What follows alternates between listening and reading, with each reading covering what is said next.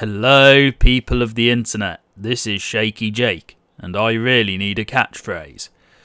I don't normally talk about contemporary gaming news on my channel, but in terms of what I read yesterday with Telltale Games going under, and I read this about midnight last night, so it was about 5 or 6 hours after the original story broke out, I felt the need to actually talk about it because I have a number of thoughts about this whole thing.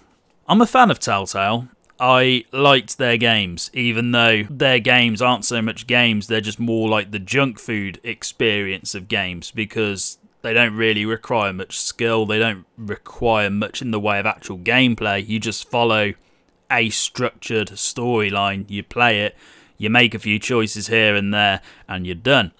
But I'm really appalled at the way Telltale Games are going under, because over 200 people have been made redundant from their jobs. So that's not just the developers, that's the sound designers, that's the human resources department, that's the accountants, that's everybody involved with Telltale Games as a company. The only people who are left there now are the bare minimum set of developers and the higher-ups, and maybe 1 or 2 people from other departments. I hate how Telltale have handled this. They must have known for the past few months that things were going rapidly downhill in terms of them as a company. And it's pretty obvious to see why they're going under when you look at the overall history of Telltale Games. Last year there were a number of redundancies at Telltale. I think it was around 50 or so, but basically there was a huge amount of people that had been made redundant from Telltale last year. And then they published a statement that basically said, oh yeah, we're going to continue going forward with a smaller team and focus on a smaller set of games. You know, basically doing damage control. Everything seemed to be fine in terms of what was happening with Telltale. They were going to release The Walking Dead, the final season, and they were going to focus on a new IP, yet again, with Stranger Things. And they were going to work on Minecraft story mode, or whatever Minecraft is, you know, whatever the Minecraft stuff with Telltale is. And looking back, it's really obvious why Telltale have ended up in the situation they have. The higher-ups at Telltale Games got greedy. They had so many licensing agreements with a variety of different franchises and different companies to the point where that would probably drain their actual funds. I mean, let's take a look at what Telltale actually worked on. You had The Walking Dead, The Wolf Among Us, Borderlands, Batman, Guardians of the Galaxy, Minecraft, Stranger Things, which is now cancelled, and Game of Thrones. If you look at how many companies that Telltale are actually working with, that's Skybound, DC, Gearbox, Marvel, Netflix, and HBO. Those companies are all bigger than Telltale Games. They have the financial backing where they're not going to particularly be affected by any licensing agreement or anything that could potentially drain their the whole company's funds. Telltale doesn't have, or well, they clearly don't have, that particular luxury. Telltale got greedy. They had so many IPs to the point where their staff were being spread thin, trying to work on about 3 or 4 games a year, and then you also had the quality of said games going down after a certain point. I loved The Walking Dead the first season, I loved The Wolf Among Us, and I loved Tales from the Borderlands. I even liked Batman and Guardians of the Galaxy, although looking back now they were slightly weaker than the first 3 games I mentioned. But then you also had the Game of Thrones game, which I didn't think was that good. You had Minecraft Story Mode, which was a joke, and I still can't believe that Minecraft Story Mode was even a thing. And then you also had the mediocre offerings that The Walking Dead offered with Season 2 and A New Frontier. Or Season 3, because A New Frontier basically is Season 3. Telltale was spreading themselves so thin to the point where they had so many fingers in pies, and they were trying to get a bit of the, you know, the good old money from all of these licenses and try and sell them as much as possible to players. And from what I've read, most of them didn't even make a profit. The only ones that were remotely successful were The Walking Dead, because let's be honest, Telltale got very lucky with The Walking Dead. It sold very well. It was a contender for Game of the Year in 2012 and 2013, or whenever the first game came out. I'm pretty sure it was 2012. And they didn't have that same success again until Minecraft Story Mode. Now, regardless of what I think of Minecraft Story Mode, which I personally believe it's a crap game, I played the first 2 or 3 episodes and I thought it was shite. Minecraft is hugely accessible. It has a very wide audience. In fact, it probably has the most accessible audience out of all of the IPs that Telltale worked with, The Walking Dead included, because The Walking Dead is a lot more mature than Minecraft is.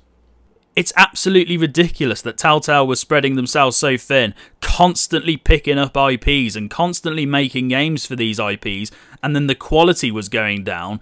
The engine was looking outdated to the point where everybody was complaining about it, and then as they finally improved it, it wasn't as much of an improvement because it still had the same character flaws that the Telltale tool often had. And I actually bought The Walking Dead, the final season. I paid full price for that game. I actually missed out on the 10% discount they had before before the pre-order was over.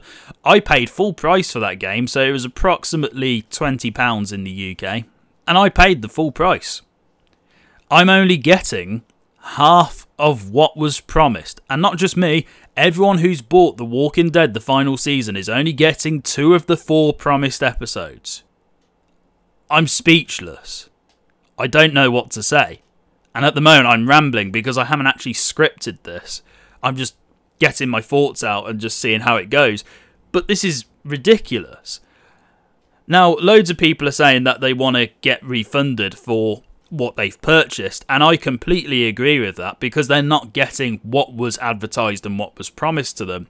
But this is a company that couldn't even afford to pay severance pay to their employees when they got laid off. This is a company that can't even fund development for the rest of The Walking Dead, the final season. They've had to cancel a whole bunch of games, and I'm just looking it up right now.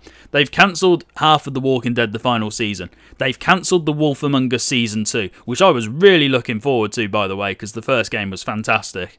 They've cancelled Game of Thrones Season 2. And the Stranger Things game that was going to happen, never going to start development. Or if it did start development, not much really happened with it. If Telltale can't even afford to pay their employees for overtime or severance pay, how on earth are you expecting to get a refund for The Walking Dead, the final season? Because you didn't get what was advertised. I completely agree that people should get refunded. But let's be honest, it's not going to happen. I'm not going to get refunded 20 quid for the purchase I made.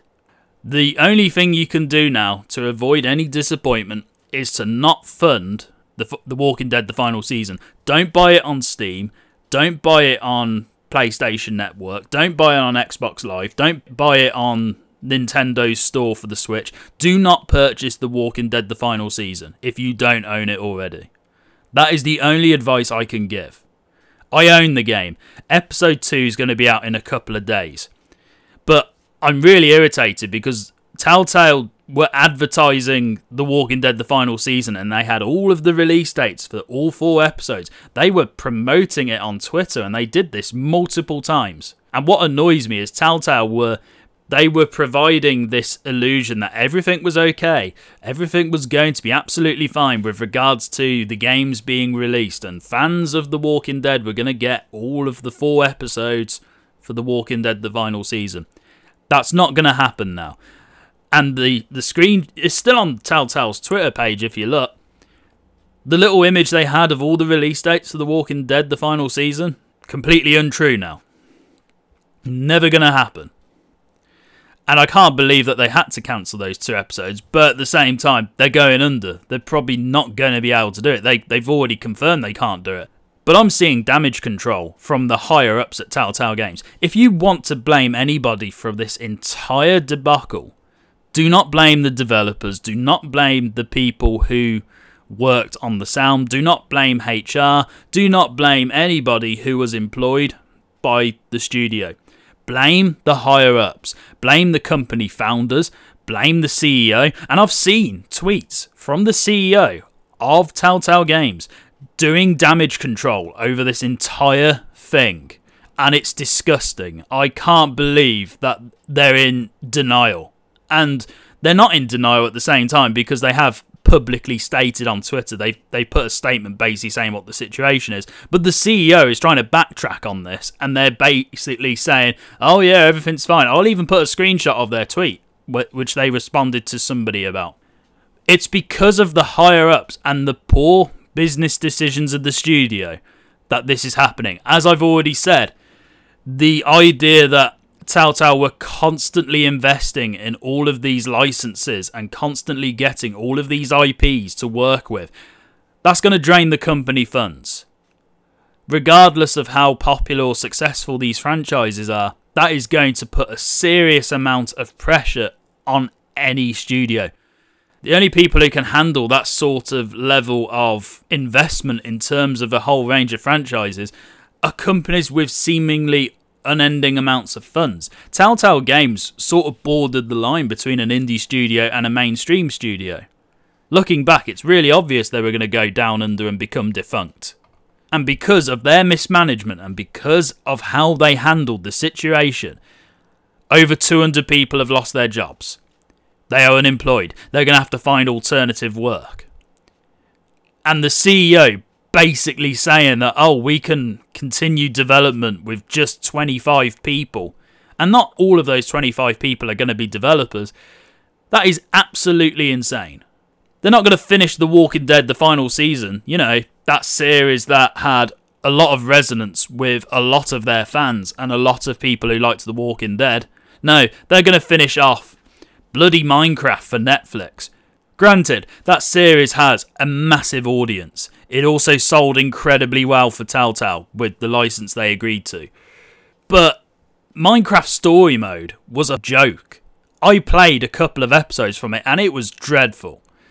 Even Telltale Games fans view Minecraft Story Mode as a joke compared to The Walking Dead, compared to The Wolf Among Us, compared to Tales from the Borderlands, compared to insert whatever your favourite Telltale game is here. If you want to go even further back, you can bring up Sam and Max. It's absolutely ridiculous. And I know I'm repeating myself every so often, but I genuinely do not know how I'm supposed to discuss this. The only people to blame for this entire situation are the higher-ups. The people who should have been more on the ball with the financial situation and making sure that the company wasn't trying to grow too fast to the point where they couldn't handle the workload and that they couldn't handle to pay off all of these licensing agreements that you had. And you shouldn't have been promoting The Walking Dead, the final season, with as much confidence as you did when you can't even deliver what you promised to consumers. I'm not going to go and ask for a refund because I know that is a battle I'm not going to win. If you can't even afford to pay severance pay to the over 200 employees you've laid off, how am I going to expect to get a refund for 20 quid? I don't worry about losing 20 quid on a game, to be honest, at the moment. What I am annoyed about is, imagine people who can't necessarily buy games frequently. Imagine if 20 quid is all they had. And imagine if they bought The Walking Dead, the final season, hoping to see how that entire franchise ends through the experiences that Telltale provided. They're not going to see what they paid for, and that is really appalling. So Telltale, you tried to grow too quickly. You let down not only a whole bunch of consumers and gamers and fans of your work, you let down your entire staff. You let down every single person who you made redundant and didn't pay severance pay or didn't pay them overtime that they were entitled to, considering the working conditions that I've since read about at Telltale Games. It sucks that the company's going down under. I spent several years enjoying Telltale Games. I used to play one every single year pretty much. It became a bit of a tradition. Every single Christmas I'd end up playing a whole new Telltale game. Those experiences are no longer going to happen. And I am appalled that Telltale Games did not handle this as well as they should have done.